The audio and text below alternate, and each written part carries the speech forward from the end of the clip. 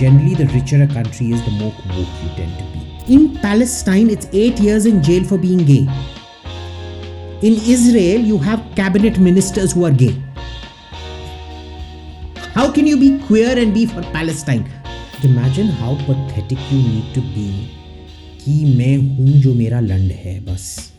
Like I'm gay, okay, but it's not my primary identity. Imagine to say कि भाई मेरा identity, मेरा income सब कुछ मेरे लंड पर ही निर्भर है.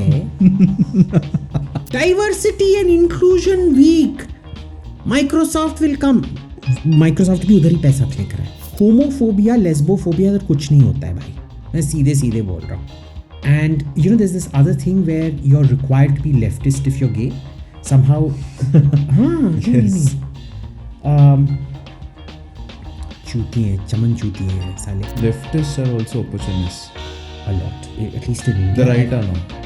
Because Rahul isn't able to live the lifestyle that he used to be able to live. The BJP or the RSS, where has the RSS or the BJP ever identified itself as Hindu nationalist? Hamid Ansari, Arfa Begum, Rana Ayub Begum. These are all some kind of educated class in between that used to run a feudal racket, their parents, who have now been completely cut out of that circuit. So he is the most pro-Muslim, anti-islamist prime minister we have had. Ram मंदिर कर दिया ना, अब काशी मथुरा भी करेगा, देखते रहो. Hello everyone and welcome back to AP Podcast. Thank you so much for tuning in. Thank you so much for watching our podcast. और अगर आप एक नए व्यूअर है तो प्लीज़ सब्सक्राइब कर दीजिए. We upload every Saturday at 7 PM and we deliver wonderful content to you ranging across spectrums. और आज की गेस्ट की मैं बात करूँ, today's guest is one of my dream guests that I wanted to have on AP Podcast. It's Abhijit Iyer sir. Abhijit Iyer sir is someone who has worked in the hotel industry, who has worked in international relations, is still working in international relations.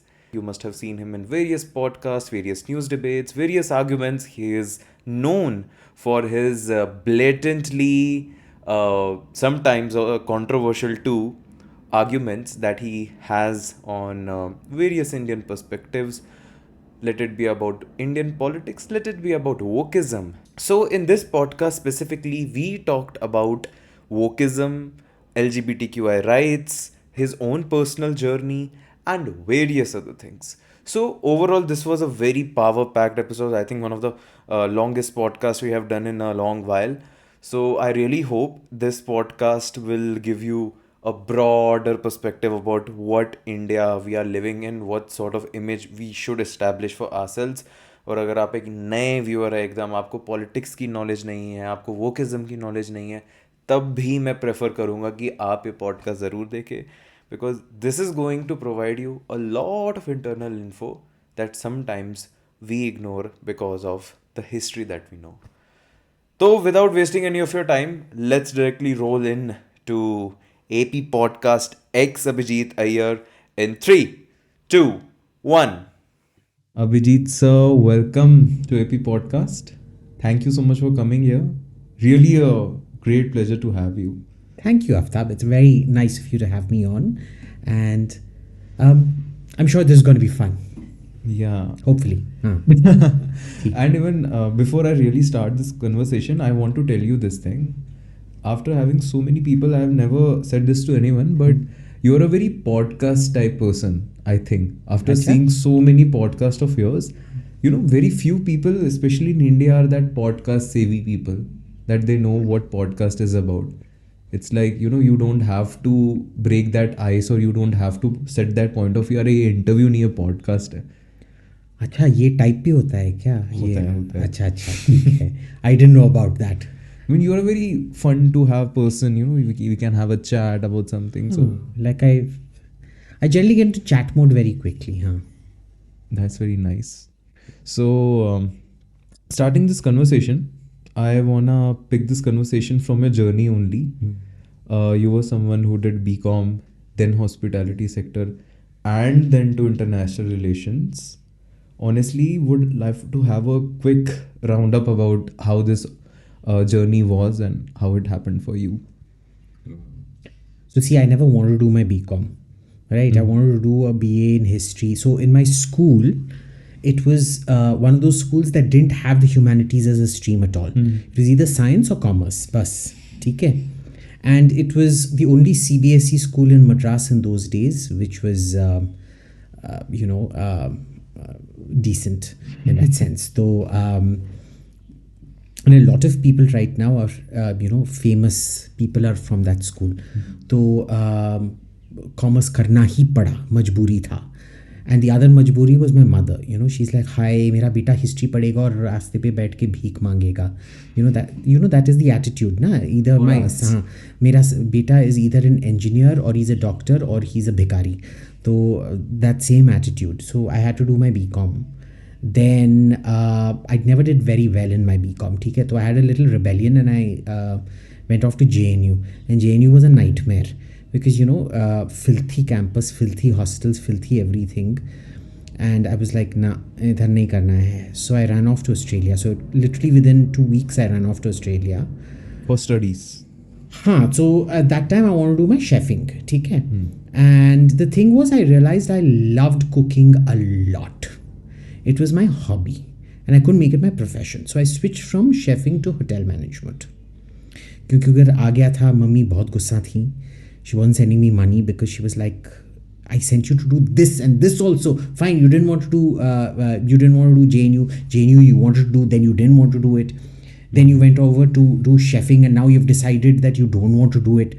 So like, चलो जो पैसे full up मेरे mummy ने दिया था, I could convert it into a hotel management degree. So I did hotel management, which I surprisingly enjoyed a lot, right? Because people don't realize there's a lot to it. There's a lot of management skills at a micro level that goes into it, right? And then I started working in far north Queensland in a place called Port Douglas. So it's a lovely place, first of all, to live because it's on the Great Barrier Reef, right? The second thing about it is that it's, you're learning on the job out there. And in India, ये हमेशा studies में क्या होता है कि you're not taught to problem solve, right? There's just this belief कि अगर तुम अंग्रेजी बोल लोगे and you have the degree, somehow you can do the job. That's not the case, right? And that's when you realize that, there's actually so much to it because a guest comes up to you and they're quite aggro. You're taught how to diffuse the guest and sort it out. And see, in Australia, being a first world country, you're actually, everyone down the chain is empowered to solve a problem then and there. It's not like it has to go to the manager and the manager has to come and solve the problem.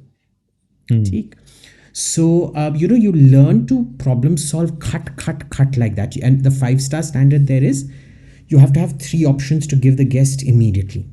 3 options as in? So, for example, you've come up and your room isn't to your liking. Okay. So, 3 options right now is 1, so we have this other room with this view. Would you like to shift there? Or if you've got another $100, we can do a upgrade here. Or if you're not happy with the room, how about I give you a complimentary breakfast? 3 options right there. You have to think those 3 options through part. अब सब लोग सोचते हैं कि भाई इसमें क्या है, but it actually requires a heck of a lot of mental training to be able to do that. Because suddenly तुमने क्या बोल दिया कि मैंने तुमको residential suite पे upgrade कर दिया. You can lose your, if this guy is super aggro, you can completely lose your footing and give him an upgrade to the presidential suite and cost the hotel thousands of dollars a night, which can't be done, right? So it's actually this thing because it teaches you how to problem solve at a very tangible micro level, which then you start applying to everything else. So problem solving then becomes a state of mind for you. At the same time, because before you go into management, you do a year's worth of 3 months in the front desk, 3 months doing portering, 3 months doing waiting, and 3 months doing guest relations, which is the tour desk and everything, because it's on the Great Barrier Reef. So there's ballooning, there's helicoptering, there's diving, there's shark diving, there's all kinds of things. And when you're on the guest relations desk, you get to do all this real fun stuff. And then anyway, I went into the sales and marketing team. So what ended up happening was because all these tour operators, they offer you things for free, so that it's called a familiarization, so that you know what you're Presenting. So I got my dive license there, and I got my pilot's license out there free. I didn't pay anything for it. So and every weekend I either used to go off flying or I used to go off diving, right? 2-day dive trips and things like that. So and you can't do the same thing because on the same weekend, because depressurization ka jhanjat hota hai. You can't fly for 24 hours after you've dived and shit like that. Otherwise, you get an aneurysm and cells in your brain explode and shit like that. So very dangerous. So you do one on one weekend, something else on the other weekend. It was a great fun because I had a house on the beach also. So सुबह उठ के बस नहाया नहीं है, सीधे पानी में घुस जाओ. Salt water, very good for your skin. Crystal clear water, except in coral spawning season, where you got to be very careful, because coral spawning is when all the, sorry to get a bit descriptive, but coral spawning, what happens with coral spawning, right? It's there's no way for, corals are actually animals. The coral is the calcium formation outside. The coral is actually an animal that lives inside it. Okay? And the way they reproduce is they squirt their semen out. So the entire water turns all milky white to fertilize wherever it lands. The thing is, a lot of small fish then come to feed. And where small fish are, big fish come. So the sharks then come. And that particular area of Australia is a big tiger shark breeding ground. And God help you if you're stuck in the water with a tiger shark during coral spawning season. Because, murky waters are made for shark attacks. तो बहुत coral spawning season में बहुत ध्यान से रहना पड़ता था. दूसरा क्या था कि उधर जब कोरल स्पॉनिंग नहीं होता था तब जेलीफिश सीजन होता था. And jellyfish, it's almost better to be eaten by a shark than it is to be stung by a jellyfish. Being stung by a jellyfish. Because those are nasty jellyfish out there. You've got box jellyfish and irakanji. And the box jellyfish, you don't die of the sting. It causes so much pain that you die of pain and you drown. And the irakanji causes anaphylactic shock. So, and the fourth thing that we had out there was crocodiles. You had these massive saltwater crocodiles which would come out and be swimming in the water. And sharks, if you see them in the water, take a murky waters, all bets off. But if it's clear water and you're with a shark, they're very predictable. So I've been in the water with lots of sharks which are totally predictable. From the body language, they're not aggressive. Right? Because when they're aggressive, they bunch up like that. It's very clear. They'll start making very short, sharp movements, which is a kind of a warning sign कि मेरा territory है, निकलो इधर से. And you follow it. There's only two things you should be really scared of in the water. One is a crocodile, and the second is a bull shark. A bull shark, because it has no control. Bull shark and tiger shark are different. They're different. They're the same species, but fundamentally different. Not just the markings. Even though if you remove the markings from a tiger shark, it'll look kind of more or less like a bull shark. But what happens with a bull shark is they suddenly get into these rages where, they've got more testosterone than 12 raging bulls all at the same time. Damn. Right? And at that point, you see a bull shark, you get out of the water, just full stop. There's no if or but to it. Or you find protection. And crocodile, again, you never know when it's going to just turn on you. It's reptilian. There's no behavior patterns as such, right? It's just move out. That's it. But that was one fun area because everything was trying to kill you, right? There's coastal taipans, which is probably the most poisonous snake on earth, which you get out there. Have you seen this guy on Instagram who is very popular on Reels? He goes to all these places and forests and capture animals just by his bare hands. I'd seen something like that. When I was living and working in Port Douglas, was when that Steve Irwin fellow came and died out there. You could see that island. It's called Low Island. You could see it from my house because when you swam out, it was diagonally opposite my house. And he went there and he was doing his nonsense with a manta ray or something like that. And the manta ray just put its thing right through his heart. So it was What is a manta ray? a stingray. They look like a triangle Okay. like that, and they flap around in the water. Uh-huh. And that it stung him. It's got a spike behind its tail. It went straight into his heart, and Shit. neurotoxin right there. So it's he died when I was there. बहुत हंगामा हो गया था, पता है. And it used to be fun because it's such an unassuming village. Australia is one of those places where अगर तुम बहुत बड़े बनने की कोशिश करोगे ना, they're very brutal in how they cut you down to size. Bade as in metaphorically you're saying? Or? हाँ, as in like जानता है मैं कौन हूँ, जानता है मेरा बाप कौन है. You mean the average Delhiite behavior? That's never tolerated out there. So even any VIP-ism of any kind in Australia they're very brutal with it. They don't like this hoity-toity behavior. They'll make your life miserable if you try to do any shit like that. So everybody, the billionaire, the millionaire, and the bhikari will all be at the same bar, drinking the same kind of beer and whatever out there. So in that environment, and especially Port Douglas, which is an even more relaxed environment, you'd be like, I had a little tinny boat, which is one of just a normal, like a boat with a motor in it, and then you go off wherever to dive or swim or whatever. They'd have these yachts that would come in, like proper yachts with air conditioning and 3 floors and 5 bedrooms and things like that. You'd still all be in the same marina and you'd still be hanging out. So you hang out with all kinds. You hang out with Matthew McConaughey and वो क्या है वो Goldie Hawn की बेटी. I have no clue. Matthew McConaughey. Russell Crowe, all these people. You just keep seeing them like a every normal month person. or so, and see, it's not manners to go up and say, Russell Crowe ji, मैं क्या आपके साथ selfie ले. It's you respect people's privacy. You learn to maybe you can steal a glance at them. Oh, I know who you are, but you don't go up and you allow them to be normal out there. Yeah, they're not.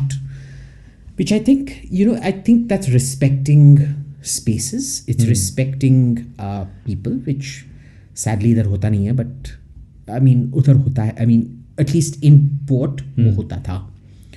So you learn a lot in these kind of situations. You meet like Natalie Portman. Okay. Once I checked in Edwin Aldrin, the second guy on the moon, Edwin Buzz Aldrin. So when I was doing my trainee before I joined management, I checked in Edwin Aldrin. And he and his wife want to know where they could buy XYZ, so I helped them out with that. So they took me out for dinner to this really horrible Chinese restaurant, but it was the only Chinese restaurant we had out there. So, they'll take you out for dinner. I mean, how many people get to shake hands with the second guy to land on the moon and get taken out for dinner by them? Because it's a very, very laid back thing. And when John Travolta came, for example, they booked out a whole wing. You had to black out everything because he's like a vampire, I guess. He wakes up during the night and दिन में सोते रहते हैं वो. And he came on his own plane, which was in Cairns Airport, far away. We never saw it, but he came there, and at night he'd be walking around the hotel and swimming. So he'd come up to reception and have a chat with him at night, kind of thing. It's like totally normal. So it's like, it was a very good life, Those 5 years I spent out there were like lovely. I learnt flying free, thanks to the hotel. I learnt diving, again free, thanks to the hotel. I became a dive master.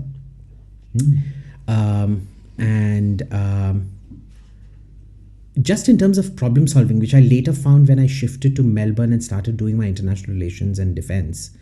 How did this happen? International So basically, at some point, mostly I was dealing with the Japan market, with the Asia Pacific market, right? When you were in hospitality sector. Yeah. Because 1 year you had to work in the hotel to know the hotel, and then you start doing the inward bound tourism with all the Japanese tour companies and the Korean tour companies and all of that.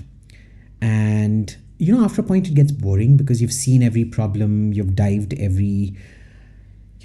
every shark, you've dived with every whale, you've dived with you've done bungee jumping, you've done skydiving, you've done hot air ballooning, you've done all the 12 microclimates that are around it. तो उसके बाद थोड़ा bore हो जाता है, right? So my entire nature thing, I couldn't live in a city at that point because I was like, I had active cement repulsion. So 5 years in living in nature really did it for me, like, you know, and I was very happy. And I'd saved up enough by then, so I was like, chalo, ab mere paas paisa hai, let me do what I wanted to do, because JNU was such a nightmare. Let me do international relations again. अब मेरे BCom के scores बहुत ख़राब थे, क्योंकि I never wanted to do my BCom, मम्मी ने force किया था उस पर. And you know here they would have just said no. They were like, okay, see, your scores aren't good, so you do what's called a graduate certificate, which is 1 semester, and if you're good at that, if you score outstanding, not outstanding, distinction, which is over 75% or something like 80%, then we let you articulate it into a full master's degree. So I aced my first semester. They were like, हाँ, master's कर लो. Did my master's. Then they were like, पढ़ाना है, हाँ ठीक है. So from the second semester itself, I started teaching. And you know, it's a very chilled society. Very, very relaxed. International relations. But Melbourne also. I mean, Australia as a whole is a very chilled out place. You know, they don't have time for Nonsense and nonsensical things. a lot of things which we take very seriously here, like hierarchy and shit like that. They don't take it seriously out there. So, you know, it was very... you could have a very nasty fight at work and chill off over a beer after the work. You leave work at work and come out.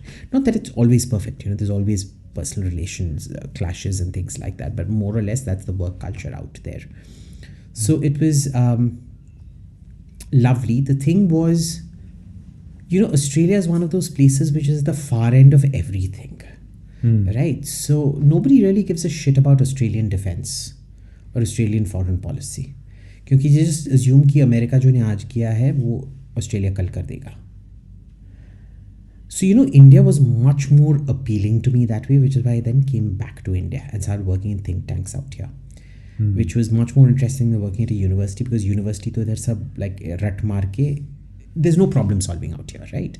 So you come back there. For us, when I was doing my masters, international relations, there was only one session on theory where you were just generally given an introduction to each theory, because the belief was never get stuck in theory. It then forces your mind to think a certain way. Learn all of them and then pick and choose what you want, mix and match. It's just a guide. It's not set in stone. Either everything is theory, and you're like... No practicality. Zero practicality. You know, zero practicality. So what's the point? So, you know, it's so it was just better working in a think tank, and since then I've only been working at think tanks because they're much more fun to work with. And also about Wokeism, since we are also talking about various cultural dialects, you yourself compared Australia and this condition that we are having in India. Taking you back to the memory lane, there was this tweet of yours in which you were at the Konark temple. It went viral. I went to jail for that. Yeah. So, taking you there, do you feel that this wokeism wala thing that we have, this, you know, leftist liberals, rightist people fighting all over each other, this whole thing in India is way too overrated? Well, these are all different things, right? Wokeism is more about looking at privilege and gender and all of that stereotypes, whereas I think the left-right polarization is much more than just wokeism. That's very much a product of social media. So, you know, we started tracking this in about, I remember, when I first started working on security, which was in what, 2005? Yeah, 5 or 6. One of the first modules we started doing, and that, remember, at that time September 11 was just about 4 or 5 years old then. यानी कि 4-5 साल पहले ही हुआ था. By the way, that was very scary because, you know, when I went back to Australia after a holiday in Madras, the transit was through Kuala Lumpur. And you know who built Kuala Lumpur airport? Who? Bin Laden Constructions. So 2 months after 9/11, I'm landing in Kuala Lumpur to go to Sydney, and I'm like, you're landing, and हर जगह पे cranes with Bin Laden constructions, ये हो क्या रहा है भाई? But anyway, so even in 2005, there was something called the deep net, the dark net. And we found that people were using, Al-Qaeda was using that to collect people. Because what happens is कि भाई देखो हम अभी 5 लोग इस कमरे में हैं, okay? And I am a radical who wants to kill all non-Muslims. The other 4 or 5 people in the village don't agree with me. So you're the freak. Or rather, I'm the freak. What then happens is you don't find anybody in the village, and so you calm down. Whereas what happens online in the darknet in those days was that you used to get into the darknet and find all these other freaks. हम अभी वसंत कुंज में हैं. I will find another freak in Vasant Vihar. I'll find another freak in GK. I'll find another freak in South Extension. One in RK Puram. One in Safdarjung Enclave. One in IIT. One in JNU. And we'll form an online community of radicalized freaks who will continue to radicalize each other more and more and more. Right? Whereas the rest of society around us will just treat us as freaks. So, the internet got this thing where it brought together freaks and enabled this collectivization. This was a phenomenon we were taught the moment I entered international relations in 2005. Uske baad kya hua, what I've noticed with social media is it acts as an open freak platform where you become a radicalized freak online. You put your freakiness on display. I'm not using freak in a derogatory term. It's just that you're different from the others, ergo a freak. And what happens is other people who are like you, they also think that way. And so, there's a congregation that happens, and then there's polarization around that. And then the cult forms. And then the cult forms, right? And so woke people, for example, who believe that, a child who believes the boy is a girl should have gender assignment surgery at the age of 7, which is essentially mutilation, genital mutilation, will all collect online. And they'll encourage each other and form this almost like a support group ki tarah. So, support groups are no different from radicalization. The intent is different, but it's the same thing essentially. And wokery, of course, is a product of so many different things. When you look at gender or race wokery, it differs from country to country based on history and social this thing. But generally, the richer a country is, the more woke you tend to be.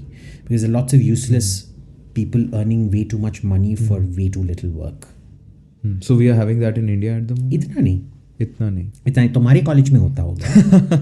Hindu college में मैं सुना ये बहुत बकवास होते रहता है. My friends who are in Hindu वे टेलिंग मी, भैया जब हम ज्वाइन किया तो हमारा प्रोनाउंस पूछा गया.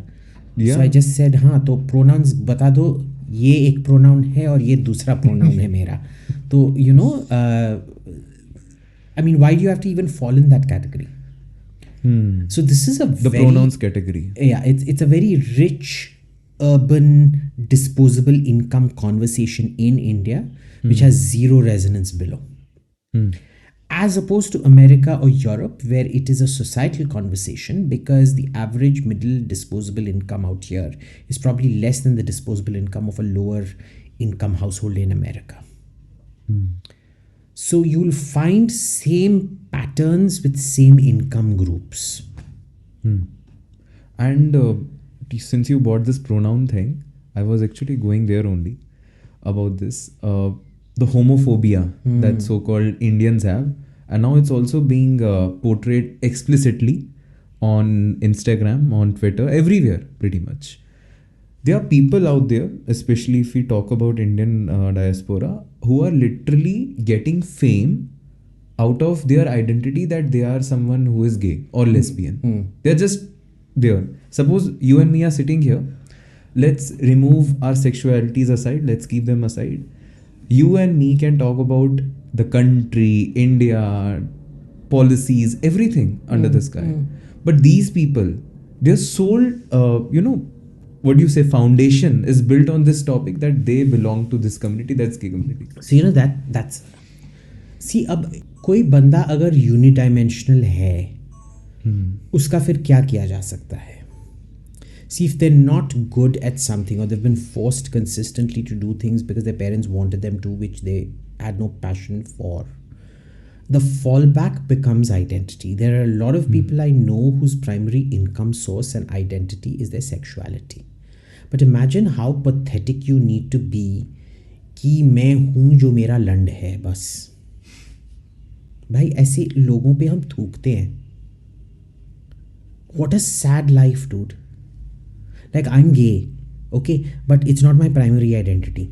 Like, depending on the time of the day, I'm either Tamil or Bengali, or I'm an Indian, or I'm an Englishman. I'm the last Englishman in India that's come to civilize all you black native savages, or I am Brahmin hater, or a beef eater, or patani non-veg eater and dog lover, or cow hater. All of these identities are much more than my sexual identity. But imagine to say कि भाई मेरा identity, मेरा income, सब कुछ मेरे लंड पर ही निर्भर है.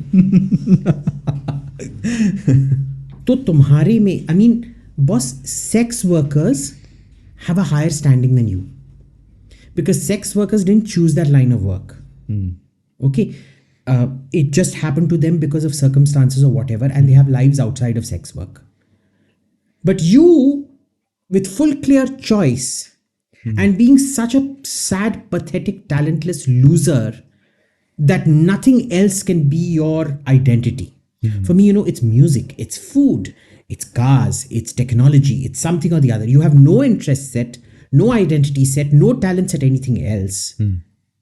That your penis is your life, or your vagina is your life, or if you're sexually dimorphic, then I don't know what it is in there between your legs, that's your life. You are defined literally by the 6 to 7 inches between your legs.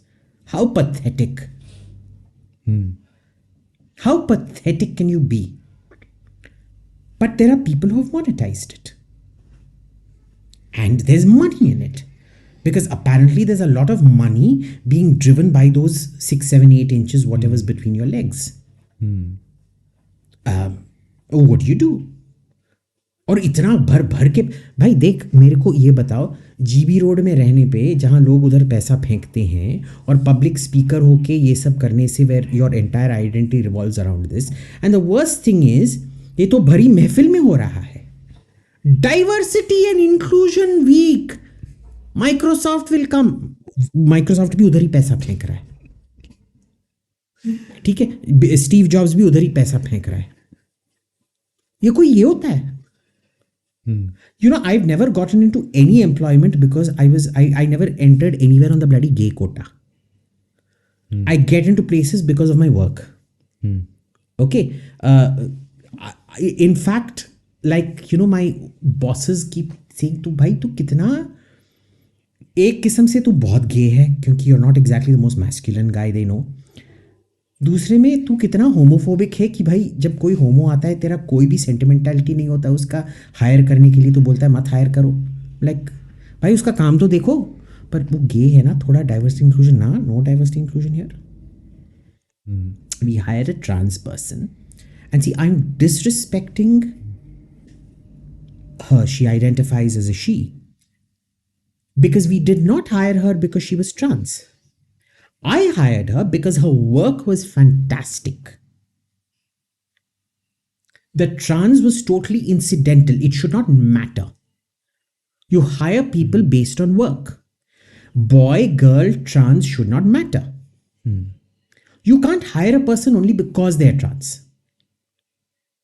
Because see, then that negates a lot of talented trans people. The problem in this country is we ill-treat trans people.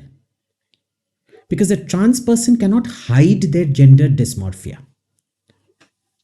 Okay, so you actively discriminate against them, which is why it needs correction.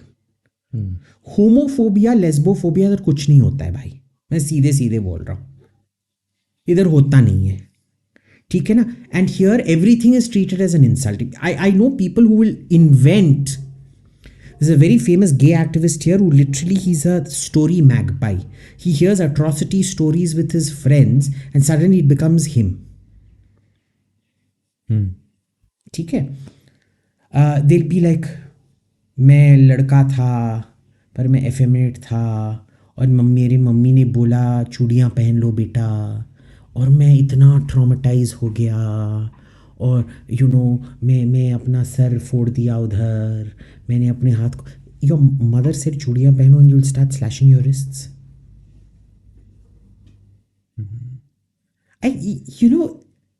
This contrived, and we've become certain parts of society, this Microsoft and Google and YouTube funded narratives which celebrate victimhood, where everybody has to be a victim. It's creating competitive victimhood. Thankfully, we're much inured to it because of our backwardness kind of protects us in a way. Okay. I think the only people who are actively discriminated against here, who actually need help, is the trans community, the transgender community. And the UP government is doing a lot. They've set up, employment exclusive for them, set up, the university for them and things like that, which is a much needed step. But if you tell me that gay people and lesbians and things like that suffer from the same thing, bollocks. And those people who do this gender change surgeries, they were a boy and then they turned to be a girl, or they were a girl, they then become a boy. What do you feel about that? I worry about it sometimes because you should be happy with what you have. I feel this whole gender reassignment surgery thing, because you lose all feeling out there. You can't have sexual relationships after that. And sex is a very important part of life. You've got the outward appearance of what you want without any of the functionality or the pleasure of what you want. Why would you want to mutilate your own genitals? See, I can support it. There was a movie that came out about 10-15 years back called Trans America. Lovely movie. You should watch it. That was in an age where we recognized that some people, there were psychological bars set. And when you cleared those psychological bars, the psychiatrist would say, yes, I now give you permission to have a gender reassignment surgery. Because that was something they needed for themselves. Today, I find this is basically, it's... Mengele style, Dr. Mengele, Auschwitz style sterilization of homosexuals done through love. What Mengele did through hostility, tu gay hai, I'm going to castrate you, is now being passed off as love. You're making a child.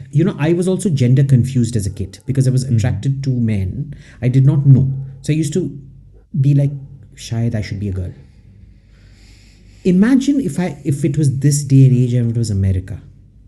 My parents would have been put in jail for not allowing me to have that surgery at 7 to 8 years of age. And I'm perfectly happy being a guy.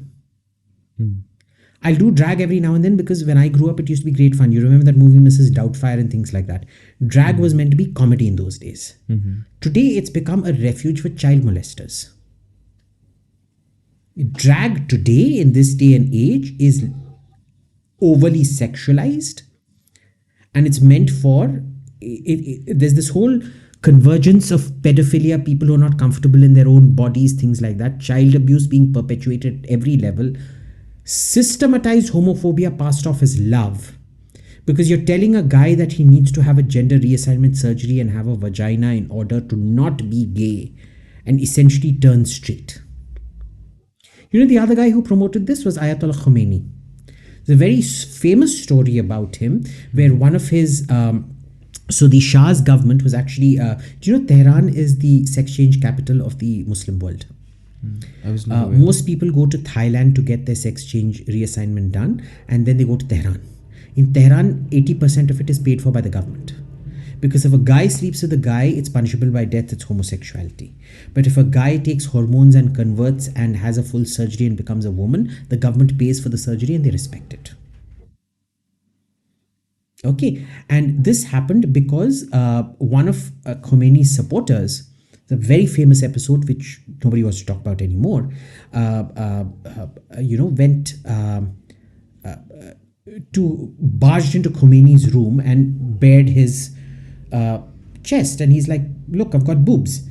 I'm a woman trapped in a man's body. How can you force me to remain like this?" And Khomeini was like, "Okay, I'm sorry. We'll change policy on this." And they changed policy and they said, homosexuality is wrong. We're going to kill you for homosexuality. But if you have a sex change operation, you can marry whatever man you want to. But tell me, how is this any different? You're basically saying homosexuality is wrong. You're not looking at why a homosexual feels persecuted enough or has enough of an inferiority complex to mutilate their own genitals. How is this any different? You know that वो दूसरा Anthony Hopkins वाला movie कौन था यार, जहाँ वो silence of the lamps के बाद दूसरा वाला, No clue.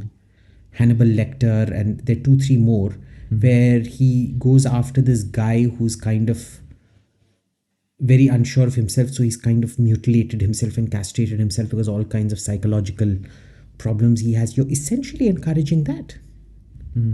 So these people who they're trying to do what Hitler wanted to do through gas camps to homosexuals, these people are dressing it off and passing it off as love, but that's exactly what they want to do. I'm very comfortable being what I am. And there's this other thing where you're required to be leftist if you're gay. Somehow, Yes. चूती हैं, चमन चूती हैं साले. They come after you. You're like, oh, you're supporting genocide. You're supporting this. BC, I am not the genocidaire. You're the genocidaire.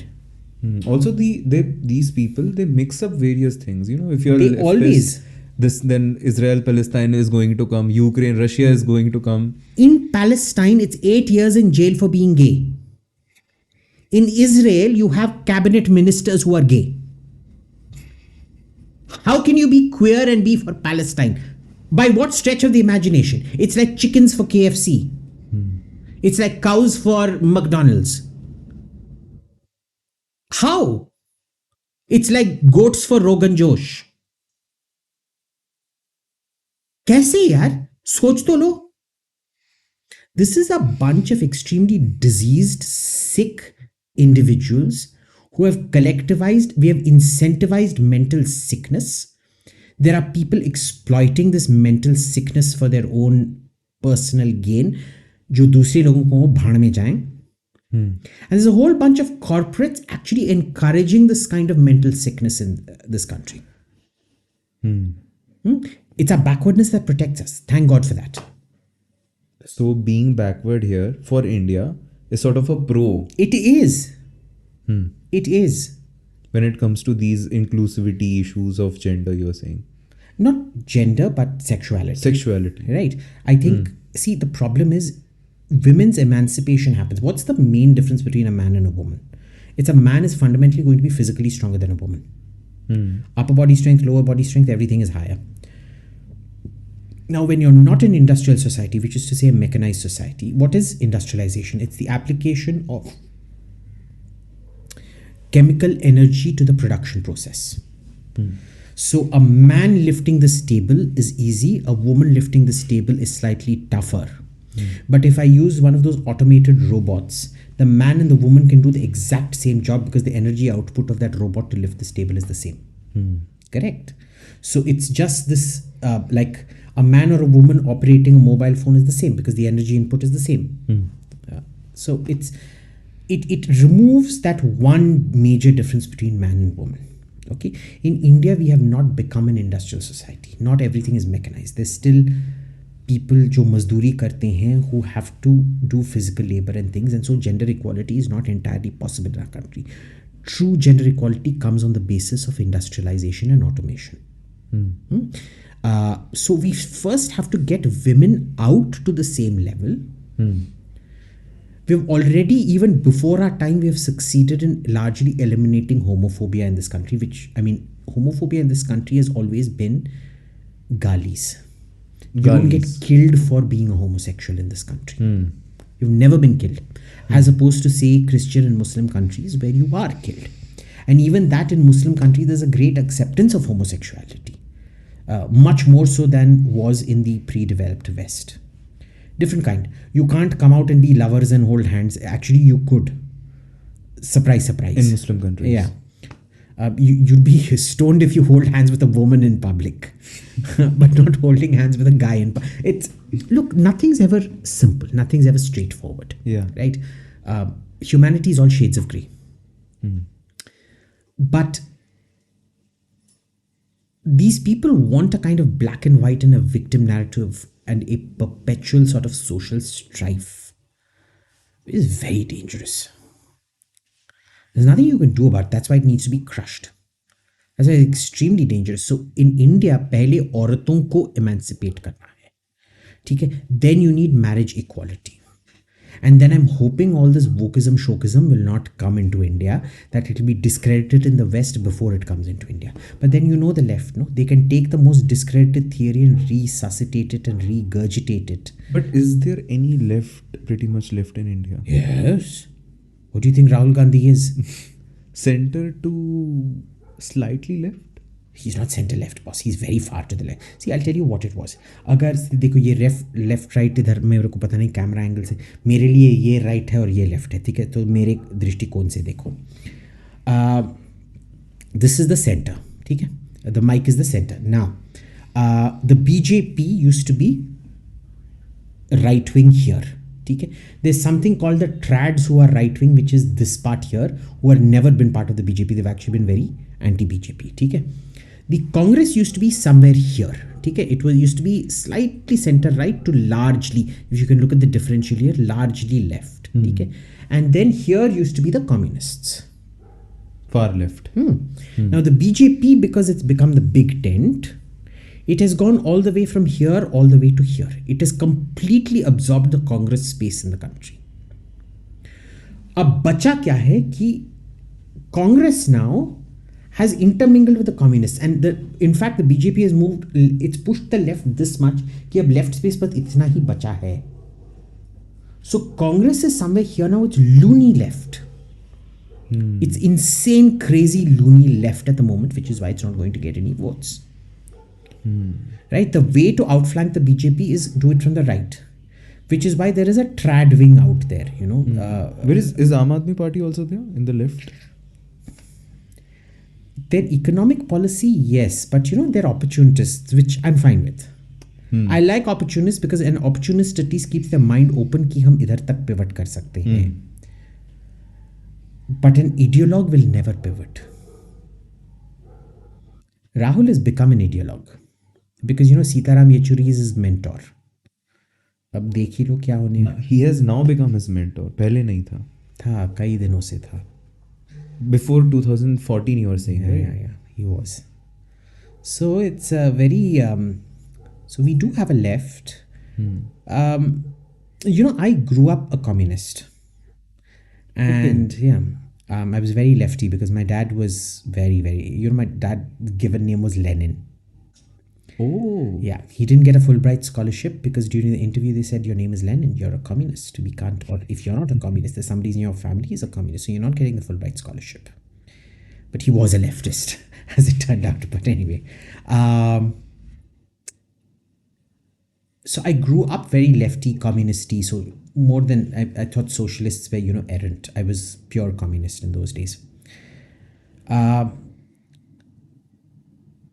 There was a certain great idealism about communism which I used to see, which is, you know, in the 80s when I went to Central Asia, this was a part which technically should have mentally been at the same place that Afghanistan is, repressing women, repressing minorities, no work for women, etc., etc., etc.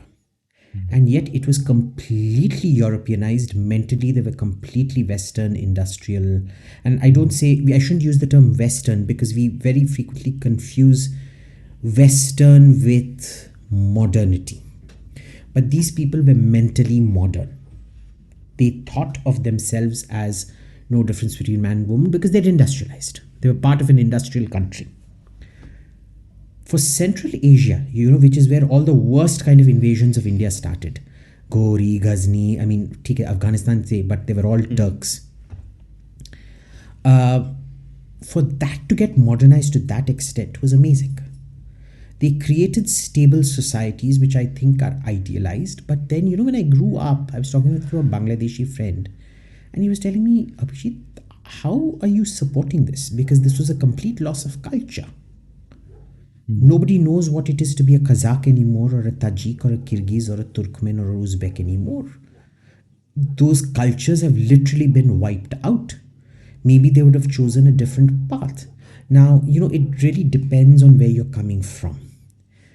As a former leftist, I also see the value of that. The left, some principles of the left can be good. The problem is their methods are all bad. They predict the end state quite accurately, but their methods always lead to disaster. And the problem becomes that left theory attracts a very peculiar kind of asshole, an asshole who doesn't mind setting fire to the village to get what he wants. So leftists are also opportunists. A lot, at least in India. The right are not. Right में भी बहुत सारे यार, opportunism is across the board. पर देखो, the thing is, देखो, right में भी बंदर हैं, left में भी बंदर हैं, पर right में conservatism के वजह से there is less of an incentive. अगर एक right वाले को तुम एक केरोसिन का बोतल दो और माचिस दो, because of conservatism his training is मेरे को विलेज को आग नहीं जलाना है, मेरे को चपाती बना के उसको बेच के मैं बड़ा बंदा बनूंगा, पैसा बनाऊंगा और मैं चपाती किंग बनूंगा इंडिया का. ठीक है, जैसे मैकडॉनल्ड्स ने एक पट्टी मीट लगा के दो ब्रेड के बीच में, वैसे मैं चपाती के बीच में भिंडी रख के मैं भिंडी डोनाल्ड्स बनूंगा. The left, you've given me matches, तुमने मेरे को केरोसिन दे दिया, चलो मैं विलेज जला के सबको मार डालूंगा और मैं सबसे बड़ा आदमी बन जाऊंगा. It is natural. It is because of the. So if we take this into context, तो left का जो overall principle about liberation and inclusivity, it's all false then.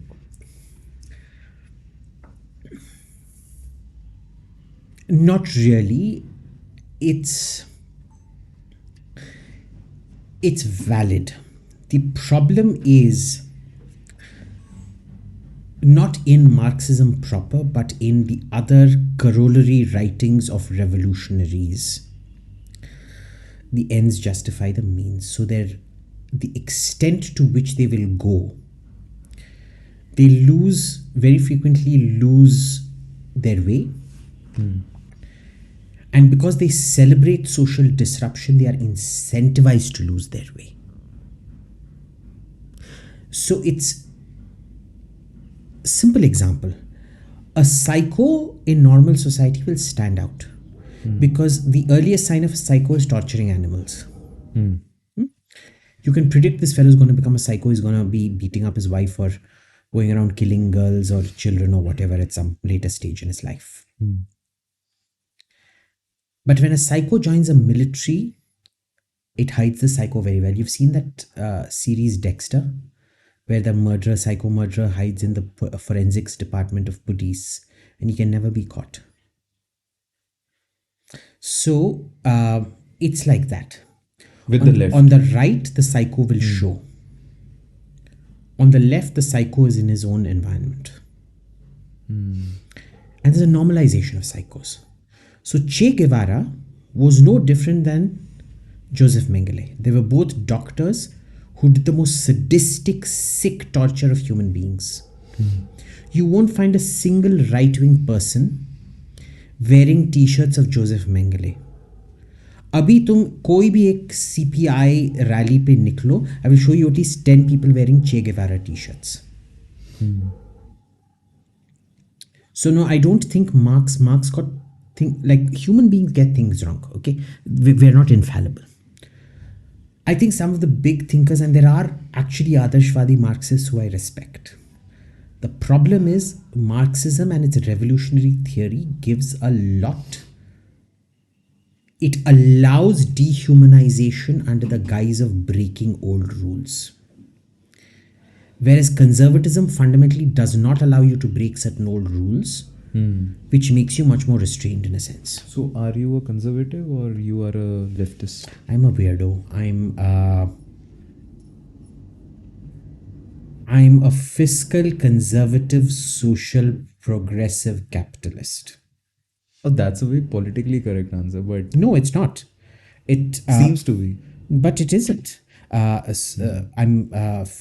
Economically, I'm very conservative.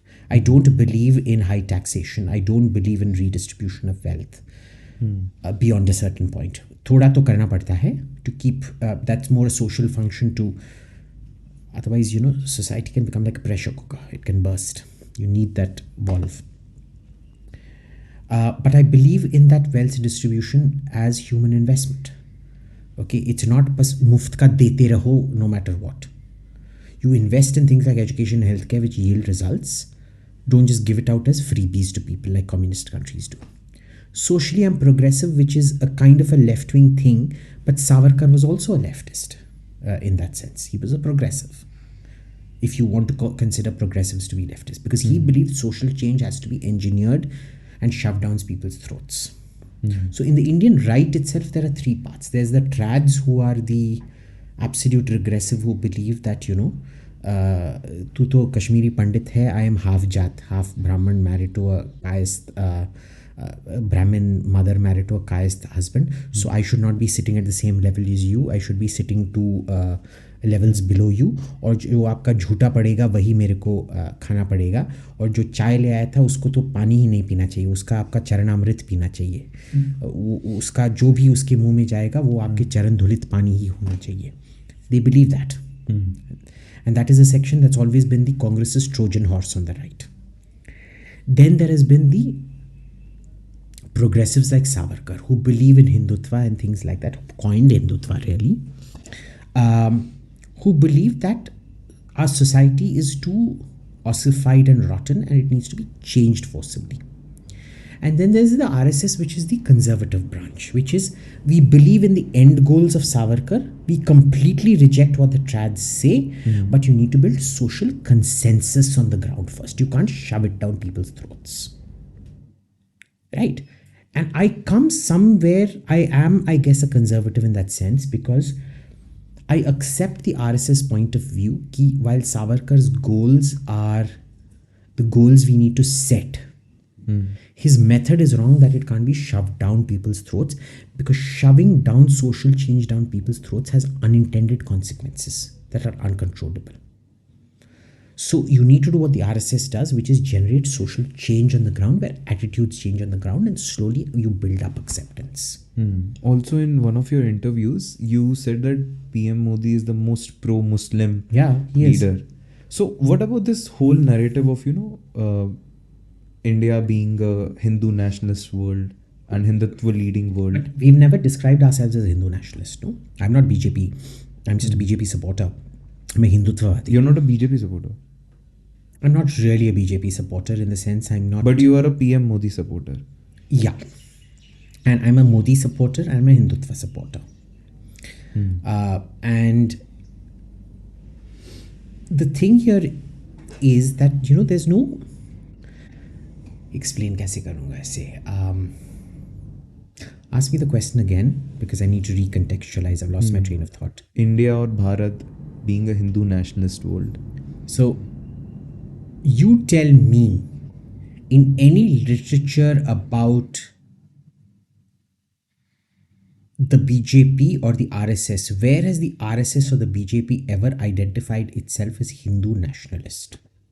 That obviously you cannot say explicitly. You can't. And we understand what Hindu is, we understand what nationalist, but we don't self-identify as that. तो तुमने बोल दिया मेरे को तो मैं बन गया. Oh, you identify as a Kashmiri Pandit. What if I call you an Eskimo Muslim? But I don't identify like that, right? Yeah, but I've decided you're an Eskimo Muslim. That's you imposting your ideas, right? So why are you taking their definitions of me? See, my definition of myself is I don't fit any of these Western categories. Okay. So first of all, these categories just don't apply in India. They don't, in fact, they don't apply in most of the world, but except, a Judeo-Christian Western state. But we are not Hindu nationalists, because he didn't say sab Hindu ka sab vikas. Na? He said sabka saath sabka vikas. Why? What is he doing? See, you have to understand that Muslim polity here has become ossified since 1857 and even before. It's a very feudal polity. Pakistan में उसका नतीजा दिख रहा है ना, where 1% of the population control 99% of all the land, industry, production, everything. It is like that in India with the Sunni polity. The Shia polity is modernized completely. Not completely, but more or less. The Sunni polity has not. So what is Modi doing here? पहले अगर देखो, अगर मैं pageant हूँ, ये local ज़मींदार है और आप राजा हैं, मैं सीधे आपके पास नहीं आ सकता है, मेरे बेटी बुखार है, उसका अस्पताल में भर्ती करा दीजिए, मेरे को अपने ज़मींदार के पास जाना है उसके लिए। और ज़मींदार बोलेगा, अरे तूने ना मेरा ये लास्ट ईयर तेरा क्रॉप का यील्ड ठीक नहीं था, मैं भर्ती नहीं कराऊंगा, फुट यहाँ से। So I have to be completely loyal to him in order to get what I want out of him. Okay, so my loyalty is to him, it's not to you. That is how a feudal polity works. The loyalty is to the local lord, and the local lord's loyalty is to you, which he can change. So BJP or PM Modi's loyalty is to their supporters? No. The majority supporters? The BJP, the Modi is the Raja in this scenario.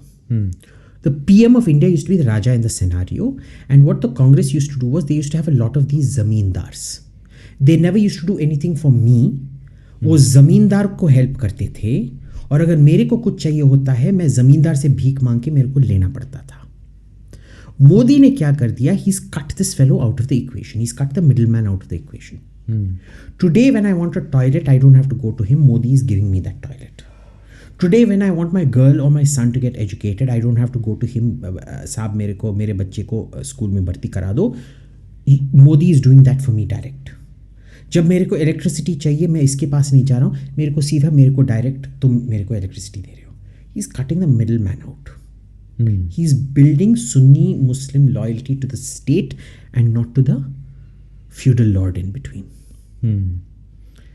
So he is the most pro-Muslim, anti-Islamist prime minister we have had. But still they promote double engine government, right? कि कौन सा? कि कहीं भी जाए कि double engine government should be everywhere. Wherever there but is. But what is double engine government? Like in state, and obviously center में there is BJP, there is PM Modi. In state is also BJP. Yeah, but the BJP is they are overcoming all these middlemen are being cut out everywhere. So what does double engine government have to do with the middlemen? I think with this BJP, what they want to say is that even if we are there in the state, we are also in the center. The progress, or the way layman see it, is that the progress result is going to be much better in terms of having it is, some because other party. the programs will be implemented much better. ठीक है ना? A state government has a lot of power to not veto, but to reduce the efficiency of central government programs, which Modi has largely overcome. Now, understand, the previous spokespersons of the Muslim community used to be these middlemen. ये सब के सब देखो, ये हमीद अंसारी, अरफा बेगम, Rana Ayub Begum, these are all some kind of educated class in between that used to run a feudal racket, their parents, who have now been completely cut out of that circuit. Their power has been reduced to zero. अगर मैं जाके उनसे पूछूंगा, बीबी मेरे को ये अस्पताल में भर्ती करा दो, they won't be able to do it anymore.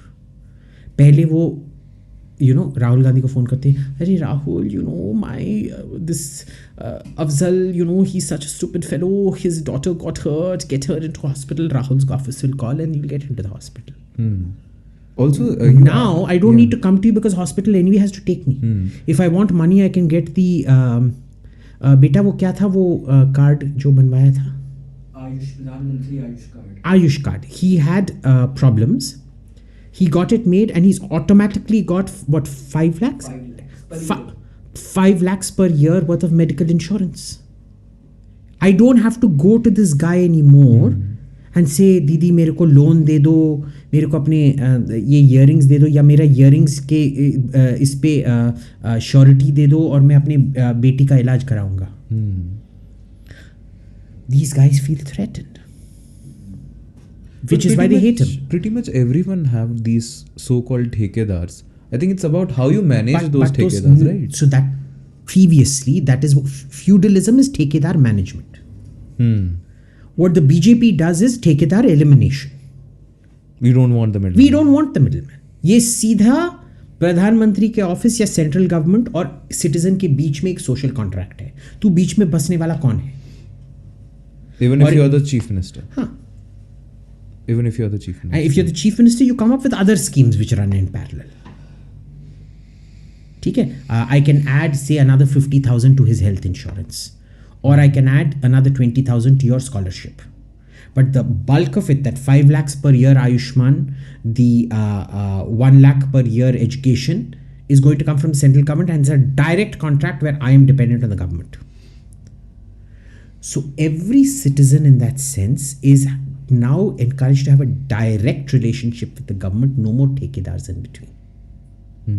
That itself is saving you so much money. People don't realize this. It's eliminated so much inefficiency in the system. Right? Now people use this thing saying pro-Muslim almost as a jibe at Modi. I'm proud of it.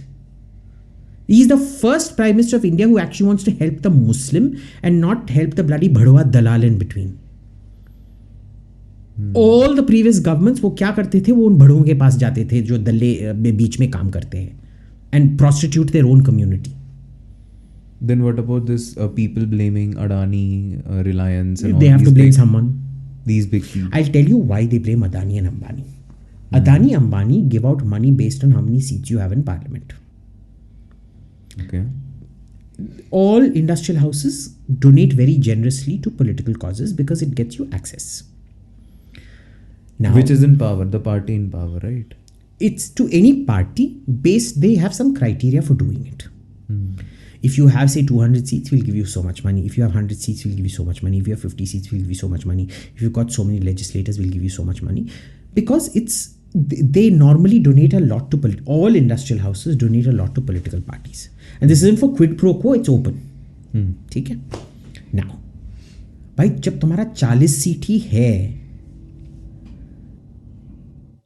और तुम मेरे को इतना पैसा मांग रहे हो कि तुमको 200 सीट है, क्यों दो? They are not getting that money. They are upset and so they're attacking. Because Rahul isn't able to live the lifestyle that he used to be able to live. They are attacking industrial houses because those industrial houses are rapidly industrializing India. You tell me, who has done more for the democratization of data than Ambani and Jio? Data, people forget, used to be bloody expensive 6-7 years back till Jio came. And when Jio came and introduced rock bottom prices, everybody else had to drop their prices to compete with it.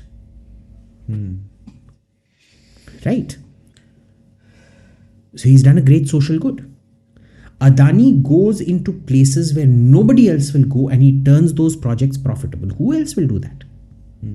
वो जो उनका बड़ा port है उधर, if anybody had gone there 30-40 years back, everybody would have said, I can't deal with this project, get rid of it. There is reward on risk for them. They make a lot of money, they distribute a lot of money. They're just not giving the Congress the money it wants. But the Congress governments in the states are very happy to sign Adani deals for infrastructure, by the way. Right? So, when, देखो भाई, अगर तुम माँ नहीं हो, हम इस कमरे में कोई भी औरत नहीं है, so you maybe won't, and none of us have kids, no? You don't have kids, no? You don't have kids, no? Are you sure you don't have kids? No. You haven't played hanky panky and got some No, illegitimate no. kids are running around? Pakka? Sure? Okay, good. अगर तुम माँ हो और तुम्हारा बच्चा एक भोंडू ही निकला, तुमको पता है उसको मैथ्स नहीं आ रहा है, हिस्ट्री नहीं आ रहा है, अंग्रेज़ी नहीं आ रहा है, हिंदी भी बोल नहीं पा रहा है, साला चूतिया कुछ भी नहीं कर पा रहा है, तुम क्या बोलोगे? बच्चा तू सत्यानाश है, तू अभी मर जा रे, होए होए होए। नहीं, you will never say that, you will blame everybody else. अरे वो चुड़ैल मैथ्स टीचर देखो, उसने मेरा बच्चा तो नॉर्मली 100 लेता था, उसने उसको 0 दे दिया। वो अंग्रेजी टीचर, मेरा बच्चा ना अंग्रेज़ों की तरह अंग्रेजी बोलता है, ये दिल्ली वाली औरत है चुड़ैल कहीं की, उसने मेरे बच्चे को 0 मार्क दे दिया क्योंकि वो जलती है मेरे बच्चे के इंग्लिश से। You want to blame everybody else except your kid, knowing your kid is a भोंडू। This is what they're doing. They don't want to accept any responsibility for their own actions and they want to blame it on everybody else. Ambani, Adani, Modi, Amit Shah के Pomeranian का भाई का, चचेरा भाई का, aunty का चिवावा. Everyone except Rahul Gandhi is to blame for his own fate. भाई तुम ये देख लो, वैसे ही ना इसमें बीजेपी भी बहुत ये शैतानी करता है. You know that joke very made about आलू सोना. आलू सोना, it was about Modi but they cut it very strategically and made him look stupid. But if you go to a village and use terms like escape velocity of Jupiter, bhai, what is the average guy going, do you think the average guy gets impressed with this? Modi ने बोला वो मेरे को toilet देंगे, मेरे को electricity देंगे, और राहुल बाबा ने बोला एस्केप वेलोसिटी ऑफ जुपिटर, मैं राहुल बाबा को वोट करूंगा. भाई कौन ऐसे सोचता है? और then India is a union of states. Do you think anybody gonna vote for this platform? सोच तो ले भाई, तू क्या बोल रहा है? फिर बोलता है टेलीप्रॉम्प्टर सरकार. टेलीप्रॉम्प्टर के वजह से ही Modi does not have clips like you doing aloo sona. Because if you had fed that speech into a teleprompter, somebody would have seen the ability to misuse it and not make stupid videos of you. At one thing, they actually played the bloody Nepali national anthem instead of the Indian national anthem.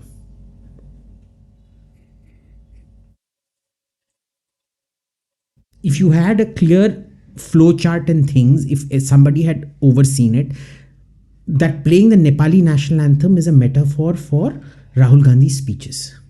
Nobody weights it. उसके दिमाग में जो आया बक दिया. See I might be, we are having a serious conversation right now, but you have no idea what is going on in my brain. Is it the memes? ठीक है, मेरे ब्रेन में मैं सोच रहा हूँ भाई मेरा पाद का खुशबू क्या आता है, मेरा पाद का गुलाब का खुशबू आता है या यास्मीन का खुशबू आता है, पता नहीं. मैं क्या ये बाहर बकूंगा क्या? नहीं. He's the guy who literally say these things. No filter. No filter and no understanding. यार देखो, if I go to LKG, UKG, I can't talk about Maslow's hierarchy of needs. Okay? At the same time, if I am attending an international humanities conference for PhDs from across the globe, I can't be talking about 1 + 1 = 2. Okay? This is the guy who does that. So I don't know if it's no filter or some severe cognitive dissonance where he doesn't understand what his audience is. But there's nothing I've heard coming out of his mouth that gives me any confidence in being able to vote for him. And mind you, I've voted for the Congress several times in the past.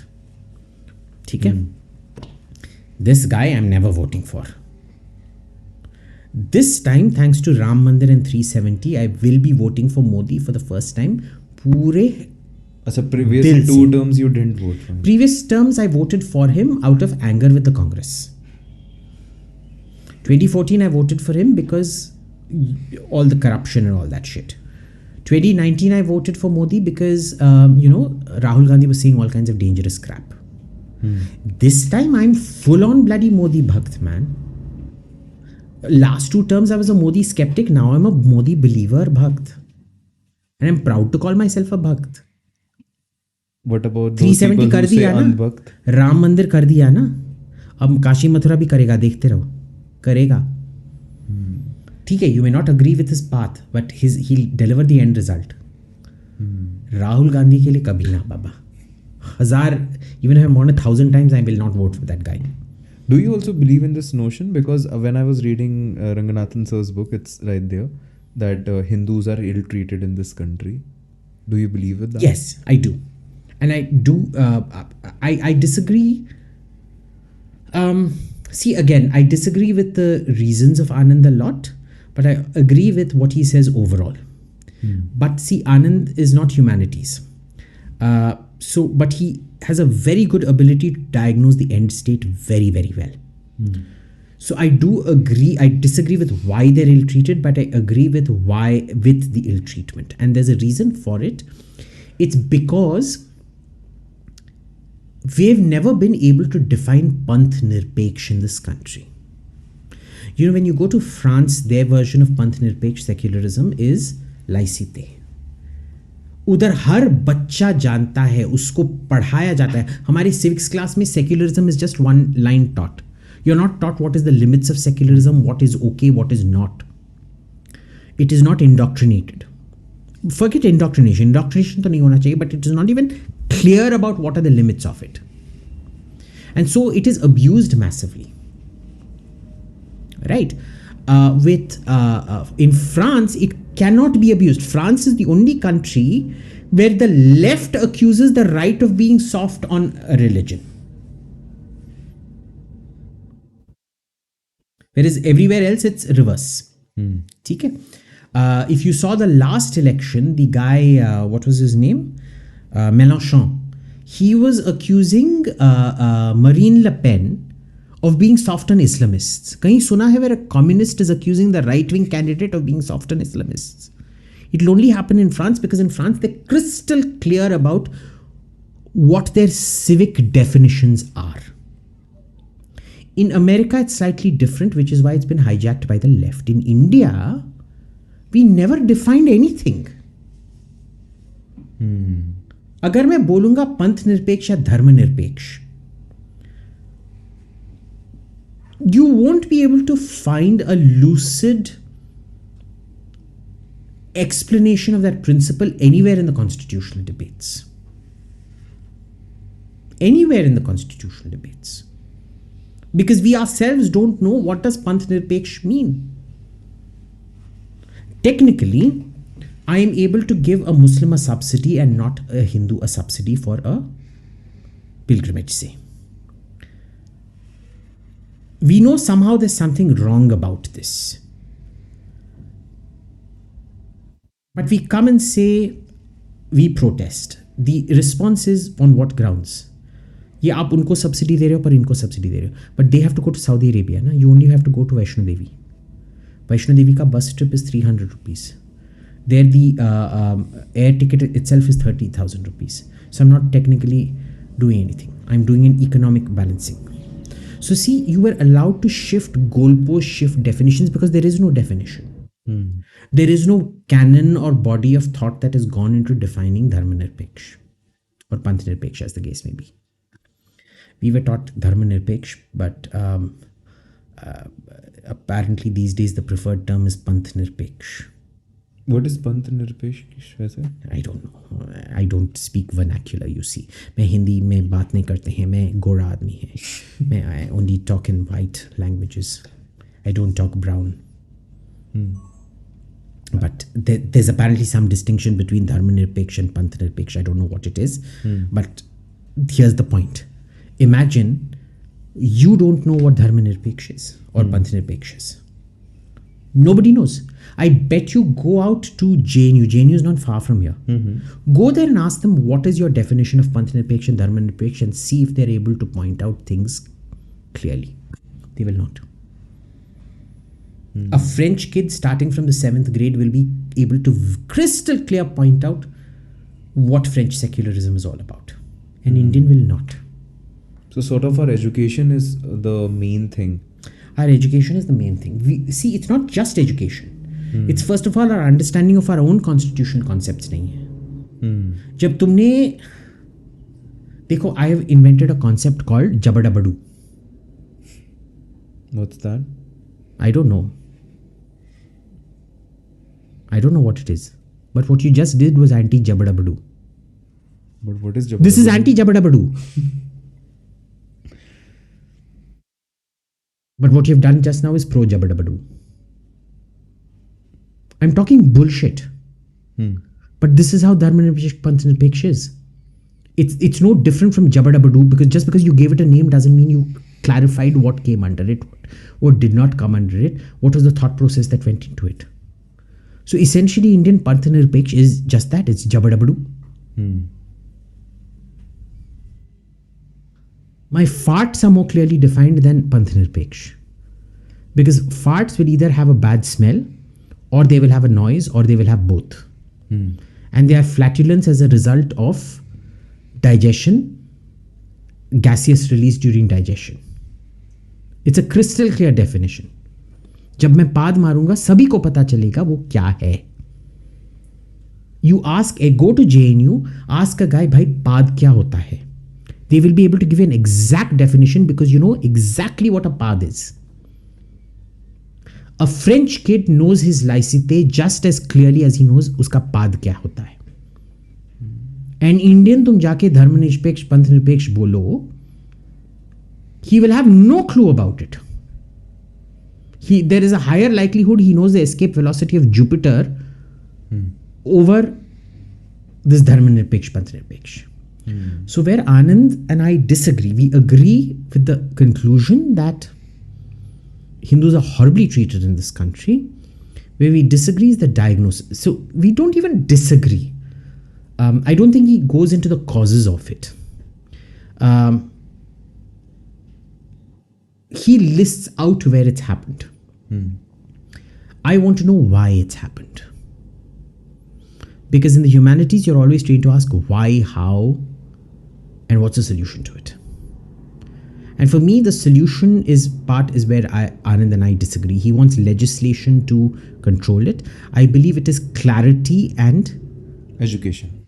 Not education. First of all, clarity. जब clarity आता है फिर education आ जाता है. सबको पता है पाद क्या है, किसको एजुकेट करना पड़ता है. मेरे मम्मी ने कभी मेरे को बोला नहीं था कि पाद क्या है. It needs to become second nature to you, right? Which happens in France. So the education part comes second. पहले clarity तो लाओ कि क्या है धर्मनिरपेक्ष. Maybe because it's not we as a country are providing that much amount of curiosity to people, young people. No, it's especially. not curiosity. It's a question right. of. Like, but see, this I is want not to just curiosity take an driven. When you example. develop a principle, when I develop Jabadabadu, it's not based on your interest in Jabadabadu.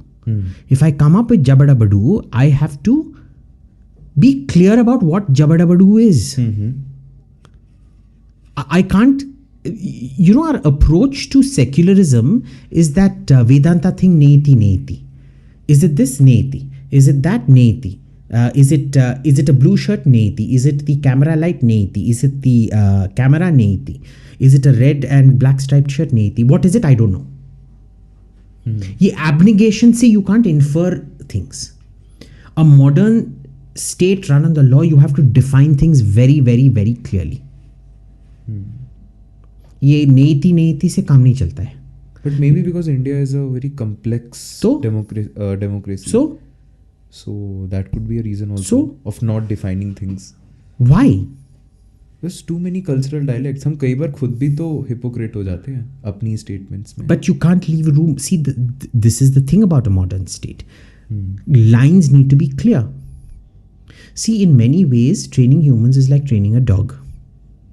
My dogs know कि kitchen के अंदर नहीं आना है. It is a strict red line. The do's and the don'ts need to be defined very, very clearly. Unfortunately, they are not. And you know, this lack of clarity, of constitutional clarity, gets exacerbated by the lack of judicial clarity. It gets exacerbated by the lack of law enforcement clarity. It's a vicious cycle. Modern states cannot be run on ambiguity. Especially an industrial state can never be run on the basis of ambiguity. पता नहीं is not an answer. शायद ये है, शायद वो है, नहीं. In a court of law, अगर you're asked guilty or not guilty, जज को ये नहीं होता है ना कि भाई पता नहीं कोई verdict होता है. पता नहीं कोई verdict नहीं होता है ना. You can't have that. So you don't want to think in the term of, black scale or white scale? Policy has to be black or white. See, No humanity. grayscale here. See, this is the difference. When I said I work in a think tank, for example, what is the difference between being an academic and being a think tanker? An academic understands the shades of grey. A think tanker translates everything into black and white. It's a cost benefit analysis, but you apply the cost benefit analysis to shades of grey because policy has to be black and white. You can't have pata nahi as a policy. Pata nahi is not a policy. Ram भरोसे is not a policy. Opportunity cost जिसे कहते हैं वो colloquial में राम भरोसे कहते हैं. आपने अपॉर्चुनिटी कॉस्टिंग किया है? हाँ. आपको इकोनॉमिक पॉलिसी पता है? नहीं सर, सब राम भरोसे. ऐसे नहीं चलता है भाई. ठीक है ना. Now that translation of grey to black and white is what a think tanker और a policy analyst does. It's fantastic because, you know, one of the things I've heard is we did when I was at ORF, we did this session on India's strategic culture, the need for a national security doctrine. Very famous person, I'm not going to take names, this is the opening speech, by the way. You see, for the last 3,000 years, we never had to write down the Vedas. It was passed down through way of mouth. We have always worked through ambiguity. Is there really a need to have a national security doctrine? The Vedas is a Bronze Age document, bro. There were maximum about 1-2 million people in India in those days, bro. You can't run national security today based on Ram Bharose like that, right? It has to be black and white. So everything has to be clarified in a modern state. Okay. So shifting bit towards some different part, I think I have not seen this part of you more of on the internet. What are your life philosophies about? I know this is a very vague question, honestly. There are no open ends to this, but I just wanted to put this out because, you know, when I see you, even when I see this conversation, there is a professional persona that is obviously I'm seeing, but what is the foundation of this person? On which foundation this person is living? Keep an open mind. Always be willing to absorb new information. Identify and exclude idiots when you meet them. But always remember that somebody much younger than you or somebody much older than you might have a much deeper insight than you. Learn from them. And make your mind up about nothing. And if you make up your mind, be open to changing it at some point. Because I've always been amazed by how wrong somebody can be. But then you double down on being wrong because you're not open to changing your mind about it.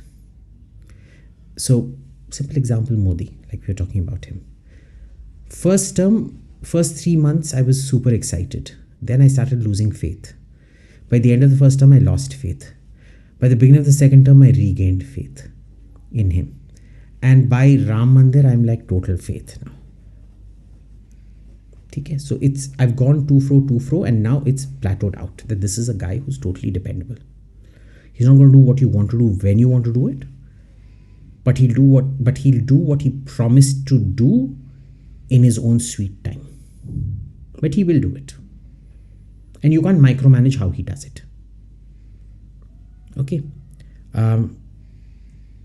communism. I grew up being a hardcore communist.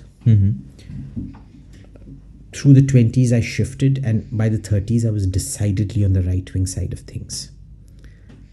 But I'm not willing to... I still see a lot of the value of Marx's... Marx predicted end states very well. He just didn't predict the path to them very well. So if you go through his path, you'll destroy yourself. take it more as a description than a prescription or a guide. Take Marxism as a warning, because his end states do come true, and it is not something to be. Marx wanted this as an end state. He didn't think what happens after that end state. That end state can actually be extremely scary. It can be extremely unstable. It can be extremely nasty. But he got those end states right. So take his end states as a warning and build up redundancies to prevent those end states from happening. Right? Understand that nothing is an end state in itself, because the end state is the beginning state or the middle state of something else. Which he never went beyond. He thought, everybody will then be equal and everybody will be happy. That's not the way life works. Right? So in a developed country, everybody gets to a certain level of human development. Sure, they're billionaires and millionaires or whatever, and not millionaires who begrudge everybody else. But that actually makes for a much more social tension and a much less psychologically healthy country, which is why you're seeing so much social tension in America or France or Germany or places like that. So always, this is where you begin to appreciate Vedanta and things like that. Because, the one thing we're always taught as a Hindu is never have... There's a little bit of truth in everything. Collect, mix and match. That's Sanatan, right? That's That is. basically the meaning of Sanatan. That is. And it's really, technically, it's Vedanta, because Vedanta is where, it's oxymoronical, because it tells you it is the anta of the Veda, but it's actually the beginning of more inquiry, which is you accept that you will never know everything. It's the anta is the dawning of that acceptance that you can never know everything. I think that shatters your ego too, I guess. It does. So you will always get things wrong. You will always get things right. Nobody has a monopoly on right or wrong. At the same time, you have to accept that leftists are generally an extremely dangerous political force, but they're also a necessary evil.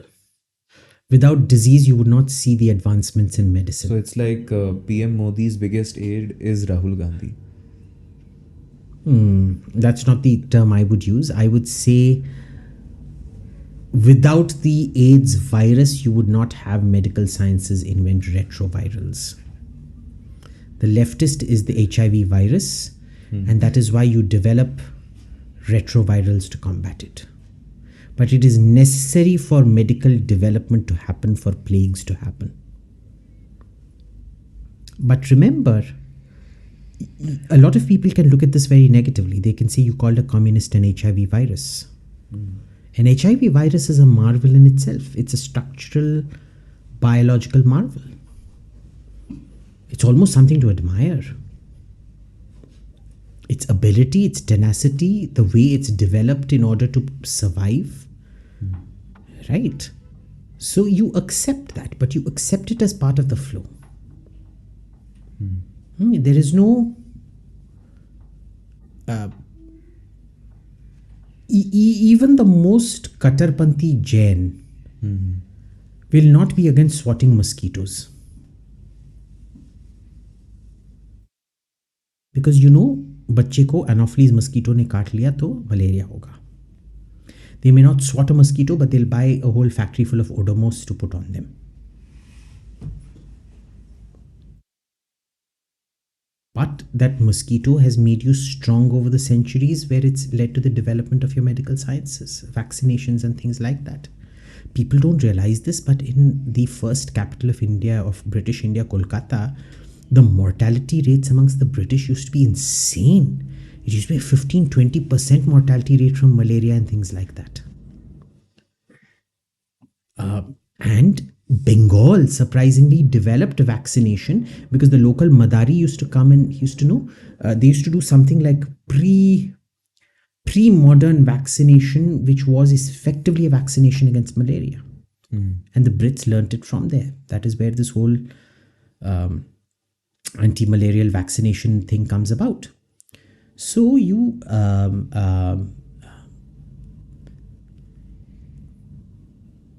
I accept and I admire communism. I admire leftism.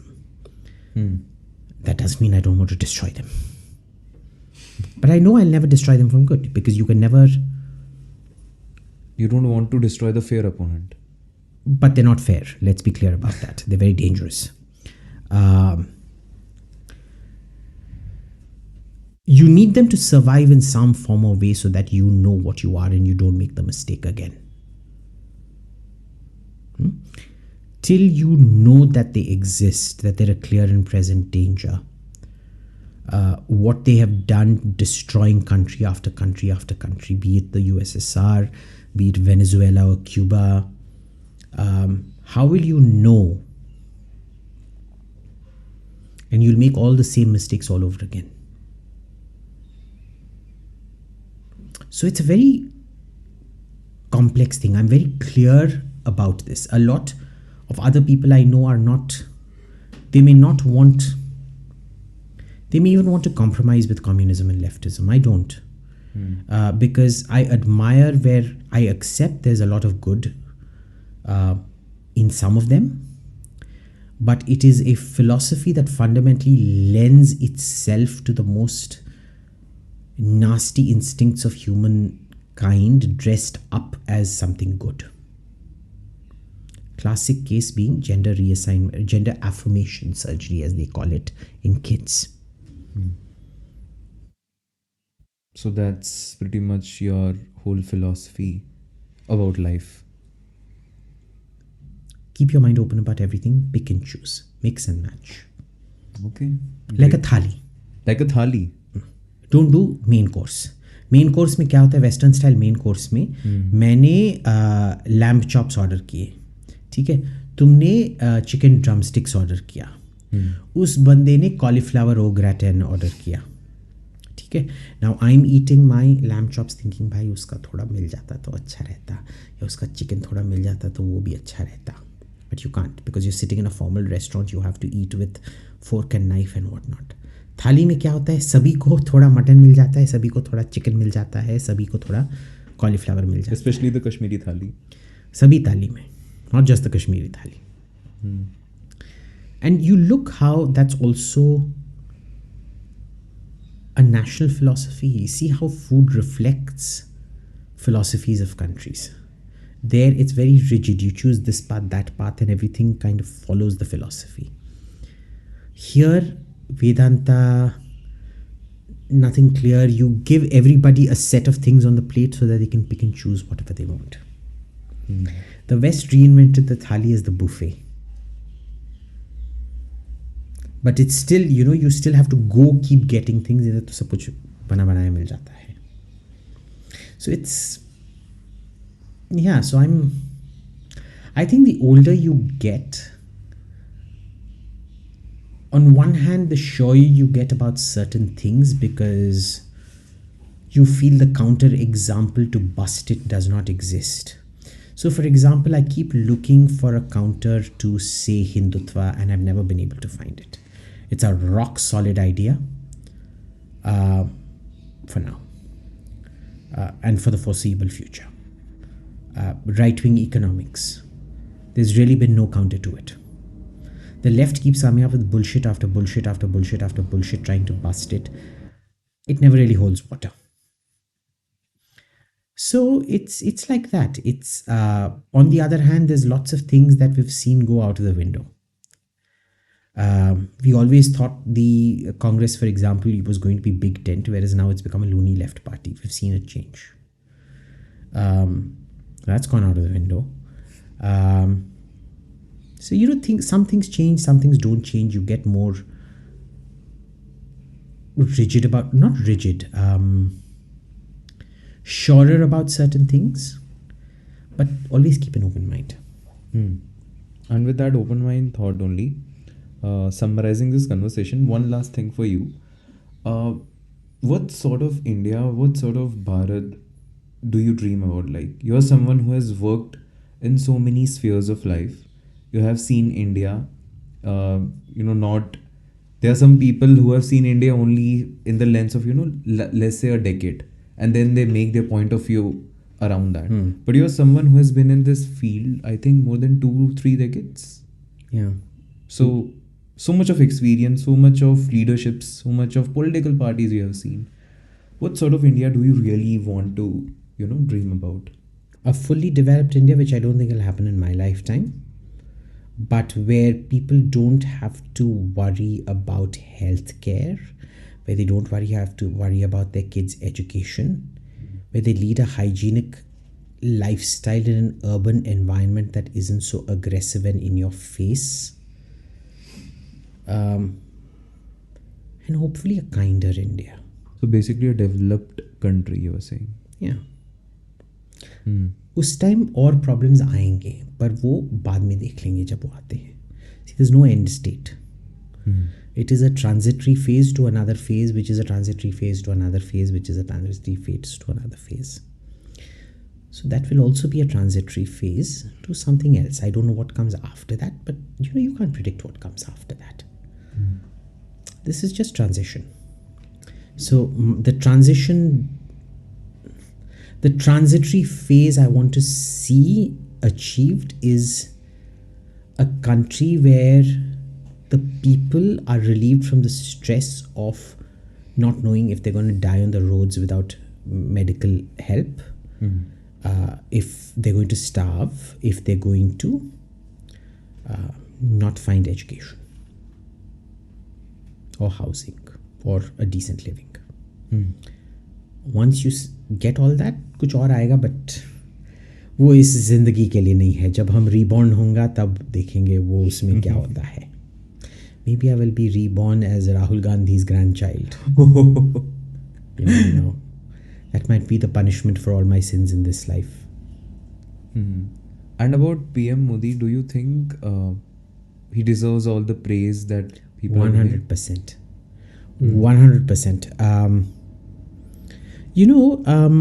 It's very easy for us sitting here in armchairs thinking that we know better than him or we see things better than him. There's always a bridge between theory and practicality. Theory 100% कभी भी apply नहीं होता है ground पे.